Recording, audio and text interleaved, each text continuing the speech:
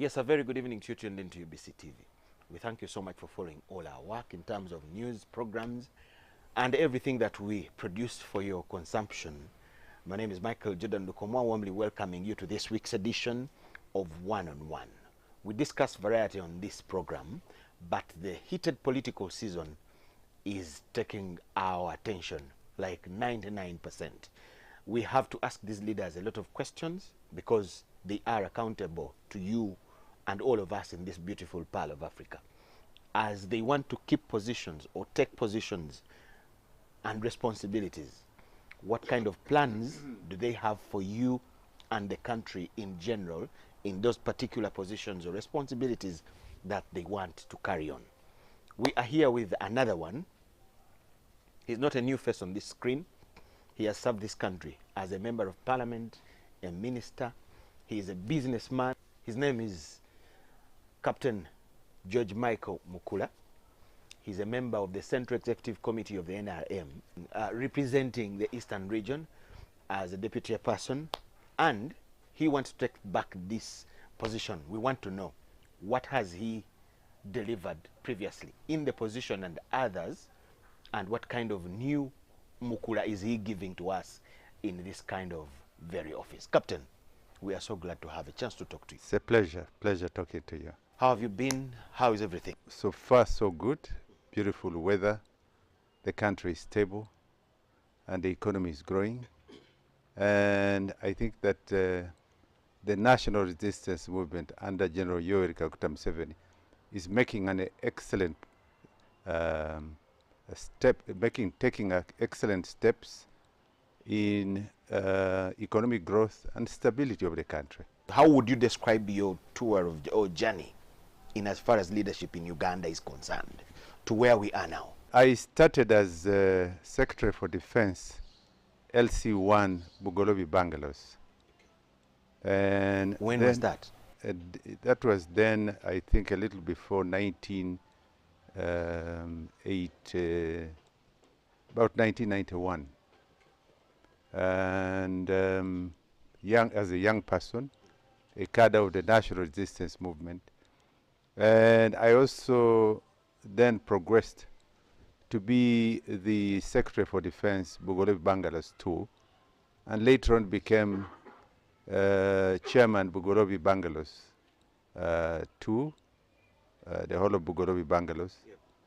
And then later on, I was elected as Vice Chairman, Nakawa Division, and a councillor of Kampala City Council at that time.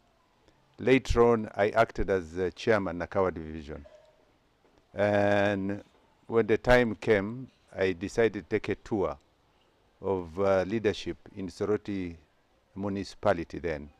It's now got, it had two divisions then, which is East and West. And I then became Vice Chairman of the Committee on National Economy and a number of other sectoral committees in Parliament. And later on in 2001, I was appointed a Minister of State for Health, General Duties by His Excellency the President. And then later on when I left, I became the Vice Chairman of the National Resistance Movement in charge of Eastern, meaning that I've grown through the ladder to be where I am, and I have come with a lot of experience of grassroots leadership in the country. As a young man at the LC1 level, 2, 3, then to Parliament, what do you think has been your contribution to this country? What is that thing you look at and feel proud? And one thing that I think, among other things that I've done in this country, was, first of all, to move a motion in the 6th Parliament to cause the disarmament of the Karachuna, the illegal guns which were wreaking havoc in not only in Karamoja itself, which is 10% of Uganda's land area, about 28 square kilometers, slightly bigger than Rwanda, a country. It had more guns than the guns at that time in the Kenya Army Police prisons and most of the security organs in Kenya. Secondly, you also recall that at one time when the remember Rwanda in 1994, the genocide time, I participated in the recovery of the dead bodies, which were then floating from River Kagera into the areas of Kasensiro, Rakai district, the confluence of Lake Victoria. In the thousands, I was able to take the Cardinal Wamala, a wonderful man of God. We just drove two of us to witness and pray for the souls of these departed Rwandese. And that committee that we put together with the support of the president, we buried thousands and thousands of Rwandese in mass graves, about 6,000, some of the graves. Where are those graves? In Rakai, some of them are in Pigi, and so on and so forth. Many people forget, including you, that this was the history of the African continent. I also participated in the return of the king or the cultural head of the Bakonzo, if you do recall, in 1998, 1999. That, as you know, ADF occupied the belt of the wreaking havoc, the killing of the Chichwamba boys, and in that technical school, about 89 perished, who were burnt alive. I'm happy that we're able, working with General Saleh, with the support of President Museveni guidance, we're able to cause the return of The Umsinga. And I am happy that the region now stabilized. That alone gave confidence to the people of Kasese. I'm also happy to say that in the history of this country, you note that the Kony in 2003, June the 15th, with the bridgehead of Oti Vincent, Ochan Bunia, Tabule, Odiambo, Rascal Okuya, many others. That bridgehead caused a lot of uncertainty, and many people were displaced, not only in Lango, but even in Teso, when they left the operational zone, 250 kilometers away, and attacked Teso then. And I'm happy that we formed with comrades like Mose Cheru, John Eresu, and many others. We formed the Arrow Boys, close to 16 battalions. We formed an auxiliary force under Article 7 of the Constitution to support and defend the Constitution of Uganda. And we were an auxiliary force to the superior force of UPDF. And I'm happy that UPDF rolled from the 30th of June, LRA, to 2,000 kilometers in Central African Republic from Uganda, never to come back again. The stability of this country, I have, in my humble view, been able to contribute. And I was able, in my tour as a member of parliament of Soroti, municipality then, to, with the support of government, build 9 primary schools in Soroti city, 5 health centers, cause the renovation of Soroti Referral Hospital with the support of JICA, Japanese International Cooperation Agency, and SIDA, Swedish International Development Agency, which caused the stabilization of that hospital. And I want to say that Soroti had one of the best, or Teso, or that region, had one of the best healthcare services in the country, and are really endorsed by World Health Organization as one of the best healthcare units and regions in the whole of East and Central Africa. This is in the interest of the young people that are watching, who would love both politics and leadership and business. How have you managed to balance success on both sides? I joined Parliament in 1996 as a young man, with 5 aeroplanes 5 airplanes to your name. to my name as a young person. And I want to tell you that at that time I had a lot of businesses which were rolling. To date, I run 28 companies under my sleeve, and I employ over 3,000 people. Balancing the two, and that is your question. What enables you to balance the two? At the right team. I have the right team. The choice of human resource is very critical in running progressive businesses. You are also not only a professional but a dealer in aviation. What are your flight hours? I have nearly 8,000 hours to my sleeve. Okay. And So I've been an instructor in the aviation industry, Sorority Flying School. I also had a stint in flying the president of Uganda. Yes. what is your view about this industry in Uganda? Aviation is the most highly regulated industry in the whole world. It has got a high level of discipline. You cannot be... It appears to be crawling and at a very slow pace in Uganda. Well, it is because of the economies in the African continent. Africa has only 1.5%, maybe 2% of the aviation industry, which is being led by Ethiopian Airlines, Kenya Airways now, Egypt Air, and maybe Rwanda Air, now Uganda Airlines. As the middle class continues to emerge and we have more open skies, the aviation industry will grow. And you know, I have an aviation academy, Uganda Aviation Academy. We need to train more professionals in the sector in order to ensure that we meet the growth and expectation. Why did you leave Parliament politically? I left Parliament because I think I'd done my tour. Politics or leadership as a member of Parliament is not a profession. It's a service to the people. And people need to understand that you need to go there not to earn salary, but to serve the people.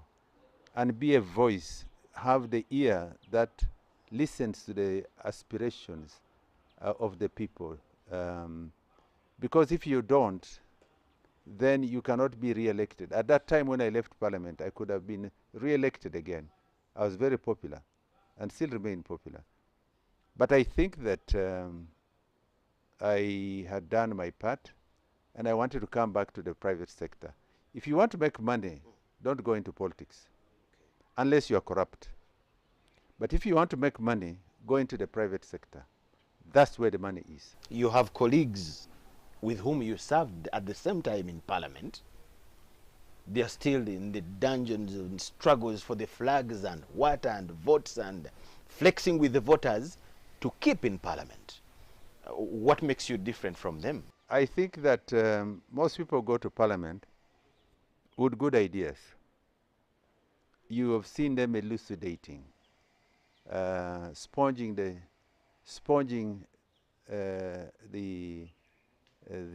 parliamentary sessions with great ideas. But these ideas must be tested by making it possible for you to see that what you're talking about can actually be done, meaning that you must walk the talk. I've done my part, and I'm happy that down the road, I've been able to mentor many young people, including Peter Ogwang and many others, who have been able to take the direction of good political pacing, if I am to call it that way. And I've also trained many young people, what you call cadre identification, training, and placement. I have many of them that have been able to come out. Following your path? Following my path. And there are many people that look on to us. The journey for democracy, the journey for political metamorphosis in leadership, because you know leadership is intergenerational. Most people think that it should be about age. No, it's not about age. It is intergenerational. What is the difference, Honorable? The difference is that it's not about biology, but it's about ideology.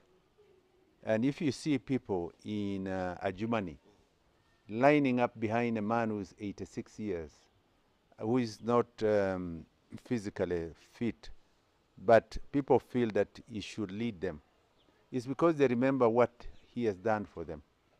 They remember. When you see people lining up behind General Moses Ali, how do you break that jinx? It's a question you should ask. Why do they leave young people and go for General Moses Ali, 86 years, heading towards 90 years?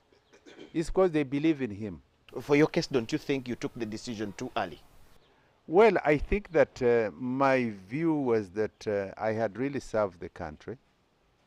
Look at the matrix that I've already elucidated, what I've done. I think that other people can now take up the mantle. The Uganda is bigger than me, and I should not look at Uganda as belonging to me or Soroti municipality. I think that there comes a tour, or there comes a time when you step aside. Why do you again feel you should keep at least in the service of the party? I think a party... Because it is more or less the same. It's politics and political service. You remember a man called Ferguson in Man U? Yes. Ferguson was a very good coach when it comes to football. Manchester United. And even Arsenal had a very good team leader. And you'll see that some of them felt that the time had come for them to step aside. Ferguson led Man U very well. And I think that, to me, I had served my time.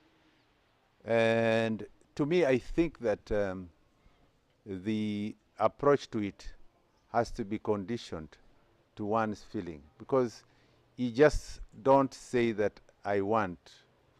It must come from you, yourself, saying that I think I've done my part, let me step aside. How do you get the difference of the two roles? Why do you think you can keep here but away from Parliament? Parliament is Parliament, and Parliament is demanding. You have to be in the constituency. You must be in burials. You must be in schools to see that they're performing well. You must evaluate performance of healthcare. You must evaluate roads. You must listen to the will and the needs of the people. You must be in markets to listen to the market leaders, and so on and so forth. You must be in committees. But that aside, as the leader of Parliament, you come now as a member of the Central Executive Committee. Our biggest task usually is what you call the social contract, the manifesto, which is a 5-year strategic plan. And when you're managing the direction of the party, you must also look at the correlation between Vision 2040 and the manifesto, because politics is dynamic. It's highly very trying, because people's needs are very important, especially my region. Most people fail to differentiate, especially the leaders, when you are elected as a chairman of the National Resistance Movement in charge of Eastern, but you are elected by the entire country. They think that you should go to the north and also legislate or talk to them. You should go to the west, to Karamoja, to Buganda, cover areas like Central. No. You are given your specific region. And that's why they say you are national, but regional. National Vice Chairman in charge of Eastern, Eastern. Yes. So people must get to understand the difference between a leader is like a division commander of UPDF. If you're a division commander of the 4th Division or the 5th Division or 1st Division, your concentration must be there. So how do you galvanize the enhancement and promotion of the manifesto in that region as the deputy chairperson in charge of that particular region? Like now, the president has been going around in the PDM, and there have been memoranda which have been given to the president all over the country. These now form the basis under which we now sit and analyze the requirements that people have put across. Honorable, for how long have you served in the Central Executive Committee? I have served now, this is going, I think 15 years. Okay. What are you proud of as we take a break? I think I'm proud in of that position, I in that am office, proud of in charge the of Eastern achievements Uganda. of the national resistance movement. At the macro level, let's look at the macro level. Because we, as SEC, we are a collective. You cannot be I. As an individual, you are nothing. But the statement is in charge. MUKULA, in charge of Eastern Uganda. When I talk This about... is a piece of cake thrown in your hands. You Yes. are in charge. Yes. Yes. I Actually, look at the words in charge of Eastern Uganda. Yes. What are you proud of? I am proud of, first of all, the achievements. Look at the road infrastructure. The road between Tirinyi, Palisa to Kumi is one of the best roads in the country. The road between Malaba, Tororo, Mbale, Bukedia, Kumi, Soroti, Dokolo, Lira, Konakamdini, Gulu, all the way to the border with South Sudan, the backbone, which is now being done by World Bank and government of Uganda. I'm happy that that is being done. I'm happy that there is peace and stability in the country, in Karamoja, as a result of that. I'm happy that in the East, you have University of Science and Technology in Teso. I'm happy of many things, but I'm still unhappy about the levels of poverty in Busoga. I'm still unhappy about the levels of youth unemployment and opportunities in the country. I'm still unhappy about service delivery in hospitals in the country. The absence of medicine and adequate human resource capacity, the doctors and the nurses. I'm unhappy about that. How can I do that? That is what I'm concentrating on.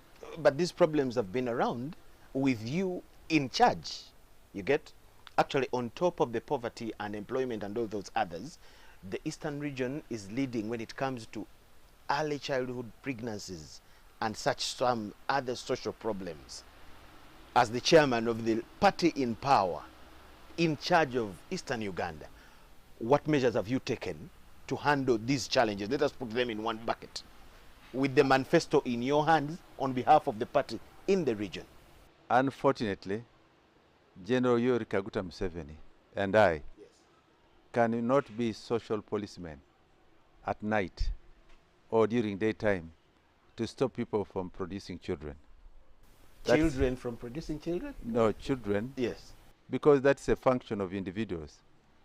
We have put in adequate laws. You know, are you aware of the law to say that anybody who pregnates a child, mother, or a child, girl child, below the age of 18 years, will face the penal code and can face Life in prison. Life in prison. Yes. Are you aware of that? Yes. But how many pregnancies take place? A lot. How many have been reported to police? If you report to the police will swing into action. You will be culpable. Unfortunately, the parents don't do that. So it is a community problem. And I want to tell you that somebody is given 2 goats or 3 goats, or given compromise, or the relatives go to the other relatives and compromise, or the man runs away. These are the challenges you have in a third world country. Don't forget, we are not first world like United States or Denmark or Sweden. This is prevalent not only in Uganda, in Kenya, in Nigeria, in Liberia, in Congo DRC, in Zambia. That's how we relax about problems. No. The moment you say other people also face them. No. It is our society. That's how we relax. I want to tell you that it's not relaxing. In order to fight that, you must have 3 things with you. One is that you must have the legal framework. We have a legal framework for that. And if there is anything else that needs to be done, please bring it to us, and we'll ask members of parliament to legislate and bring out the law. Two, you need to have an institutional framework. That means the police, the CID, and so on and so forth, LC1s, the RDCs, who are chairman of the district security committees. We, Museveni and I, and the leaders of the Central Executive Committee cannot be omnipotent, omnipresent, and omnipotent. The expectation actually is that you would be that through the structures that you have within the party lineage, from the national chairman to the village, national chairman to you, the deputy in charge, the structures of the party to the village. And you have another advantage that you are actually the party in power. Why not really be almost omnipotent? Well, the point is that when you build institutions, and that's why I told you the institutions work with the political will. And the political will and institutions work with the legal framework. These are three components in managing society. Governance is a collective. That's when they say government is not only you alone or me alone. It's a collective. You and I form government. Are you aware of that? Very well. You have a social responsibility. And several articles of the Constitution of Uganda, which give you the powers to institute what is good for the country. You have also got what you call provisions of the law, because our constitution is infectious by nature. You'll find that you arrest somebody, Article 23 comes in and say it is a right to get bail. Then you'll find that evidence is destroyed for that one who has tampered with a child, and maybe the semen, or maybe a policeman who has been investigating that case has been bribed and destroys that evidence. Then they say Article 28 now comes in, freedoms. Let's take a short break, Honorable.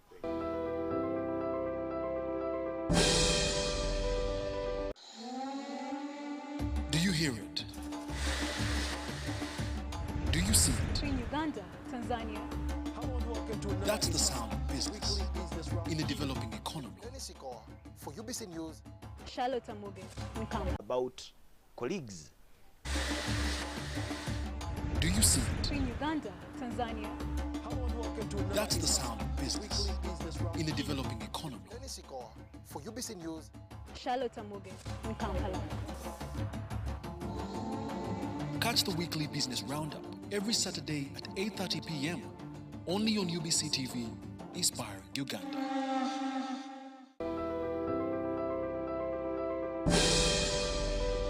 UBC One-on-One, we thank you so much for watching and welcome back from the break. We are with Captain George Mike MUKULA. He is the Vice Chairperson for the NRM in charge of Eastern Region, the position he wants to retain.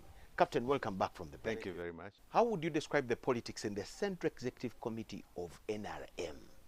Like you said, this is a body with very senior men, big household names in Uganda. Mike MUKULA, so and big names. But when the time comes for your elections, we really get to hear the real politics, the way it would be for parliamentary. You even get shocked with comments some of you make against or about colleagues. What is the secret about this organ? Central Executive Committee is among the three governance structures of the party. It is also almost like a do-or-die tech for you, the leaders that go there. Why? I don't think it's a do or die. It's only the people who make it do or die. For me, or any other person, I think you have seen that not many people have made this as a do or die. It's not like Parliament. Because Parliament, you have seen people breaking other people's skulls. You have seen people punching each other and falling down, chasing each other with rungos. You have not seen that in the Central Executive Committee. You have seen people spending money, unlimited, save for maybe one or two people who have made it a functional way of spending money. Why do you spend so much money, 2, 3, 4, 5 billion, 6 billion shillings, in a position where you not earn not even 1% of that money from that committee? It's voluntary. And that's why I want to tell you that you follow the expenditure pattern of the Central Executive Committee. This reckless expenditure is uncalled for, because the moment you do that, you are going to have a party that is going to be led by those who only have money.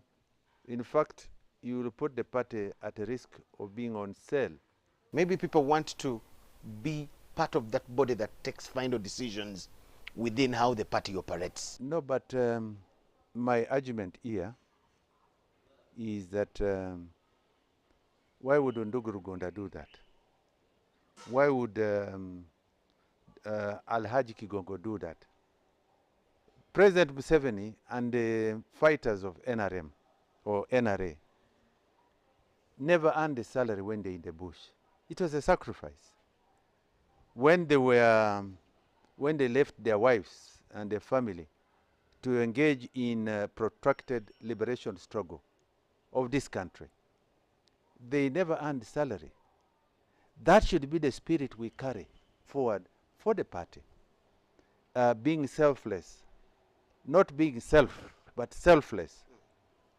My fear is that as you continue to manifest the ideal of money, financial, in buying leadership, then you know that that party is on sale and the country is at a risk.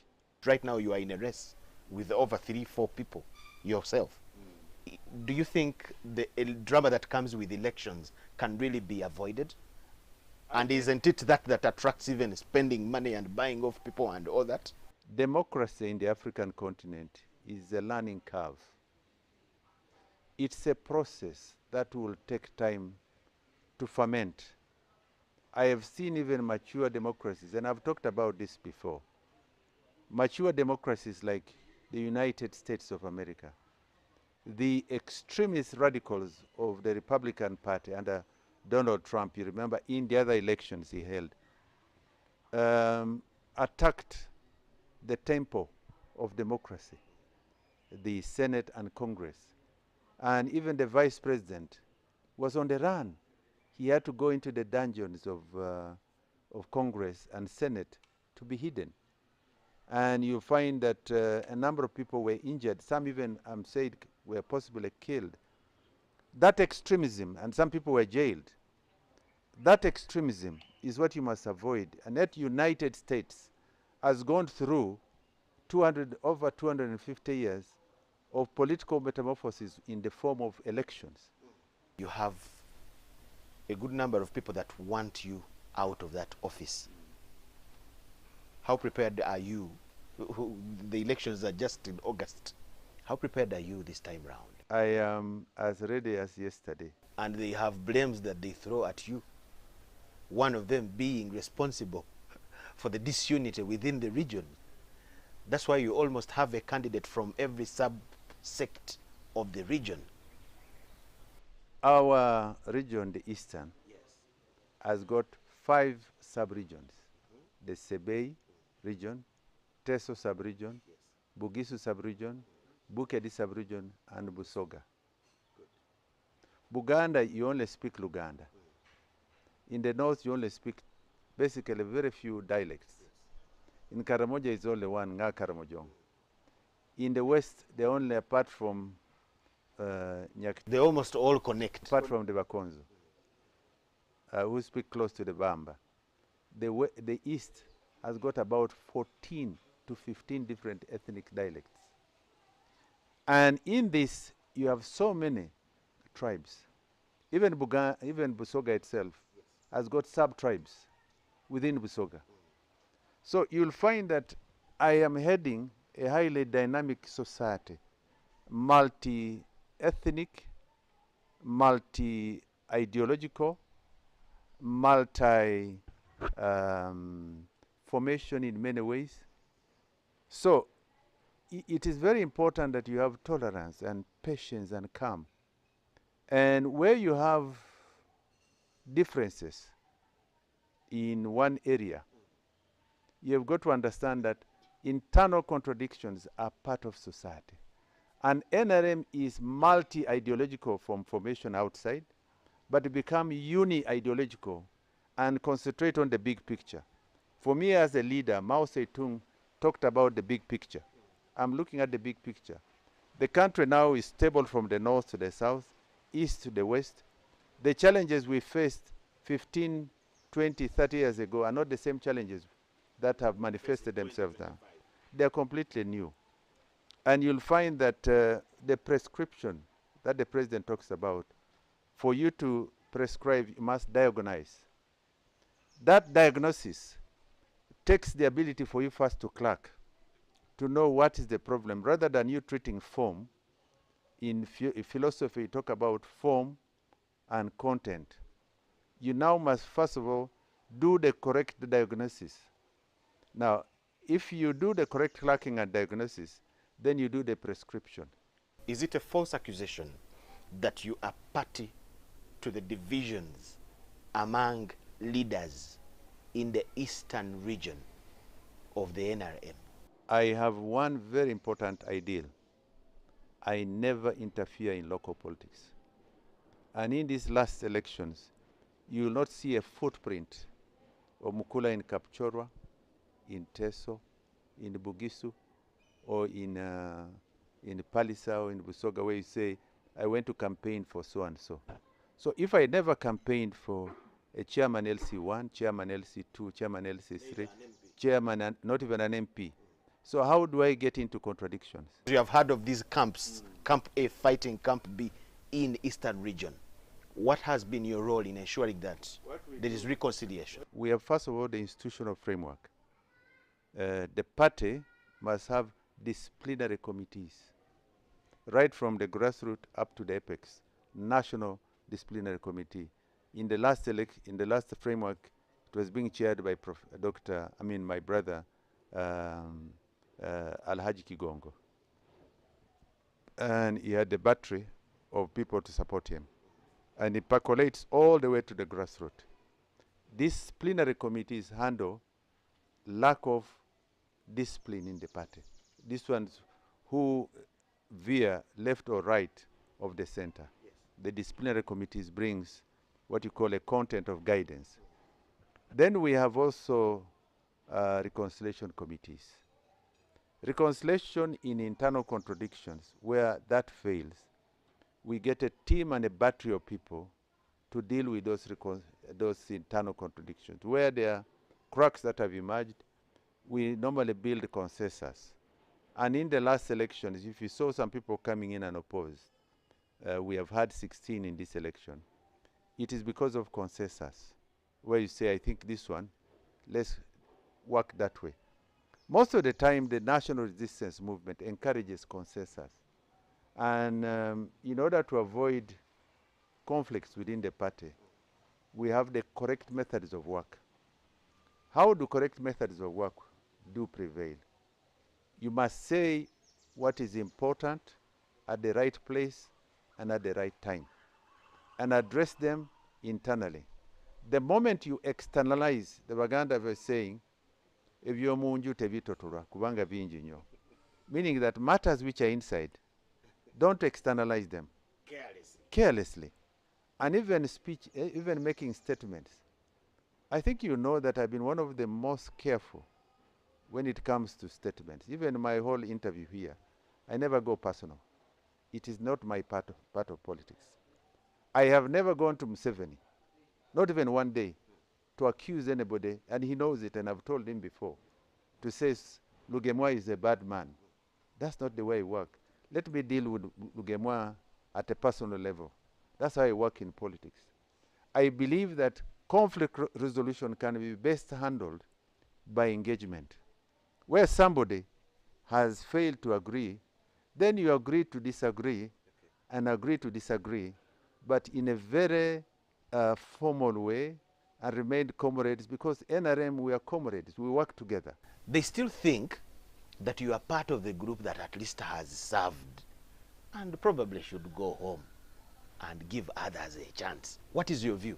A forest is made of very tall, mature trees. You've got medium trees. You have got young plants.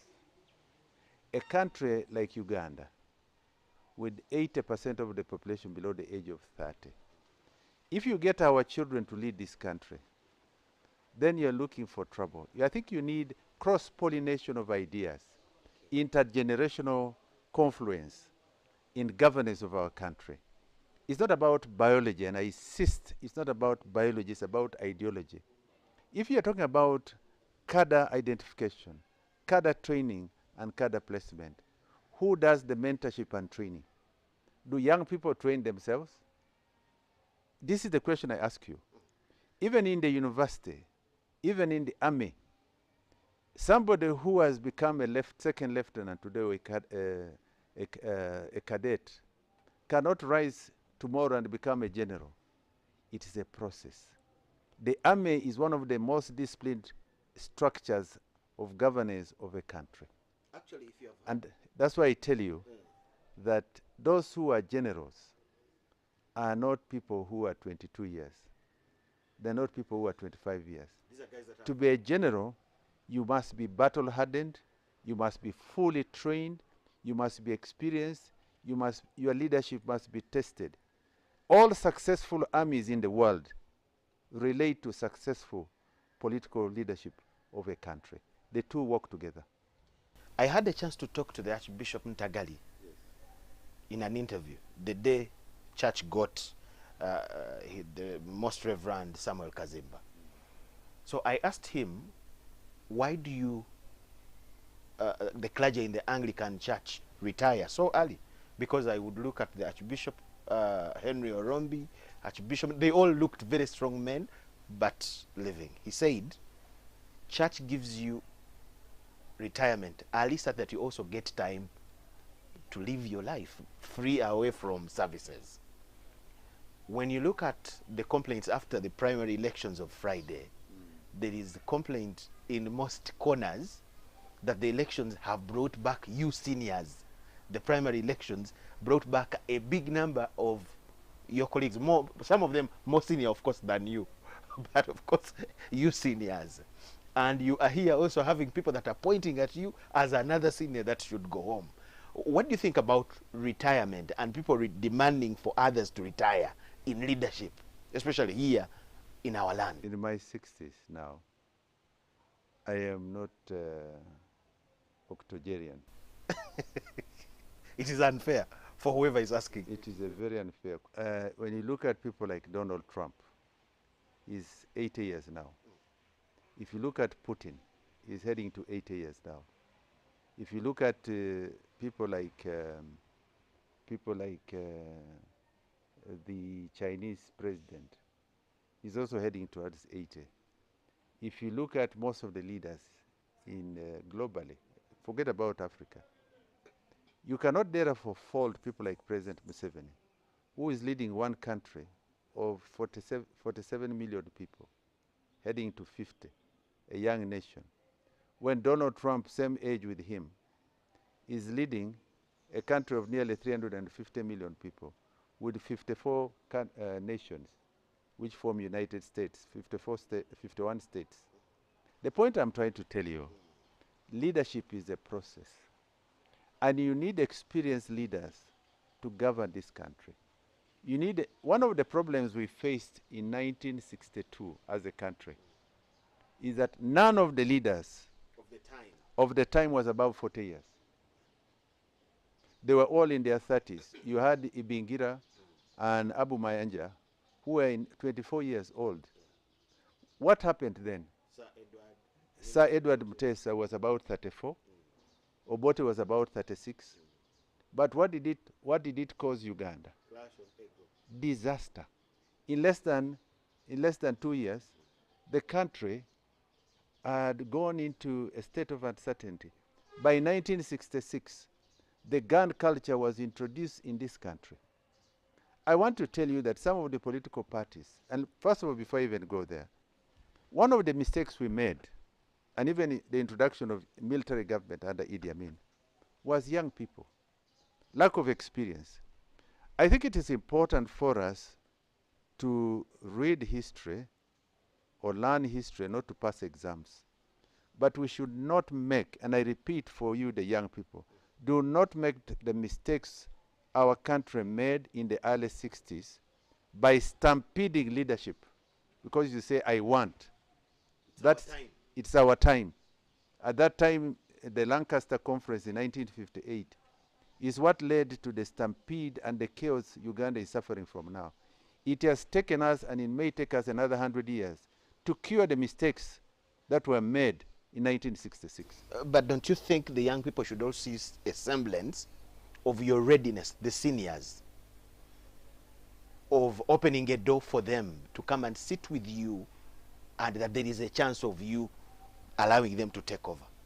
Probably people get a time where they think you are here to stay. Let's look at the cabinet of General Yoweri Kaguta Museveni. Yes.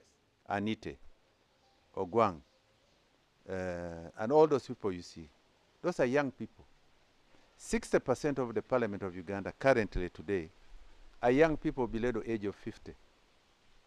Over 70% are young people below the age of 50 years. This current parliament. Yes. In the last election and the previous election, the first election we had, or let's talk about the last election. There was an outturn of about 82% of the new leaders, right from the grassroots up to the apex. You will see that new leaders were able to metamorphose, were able to come forward, and now they are chairpersons of LC5, they are chairpersons of LC3. You've got young people who are members of parliament. You've got young people who are at various levels of governance of a country. That should tell you that Uganda is embracing young people. And you see, we are not just going through an appointment. These leaders are not appointed. UBC, inspiring Uganda.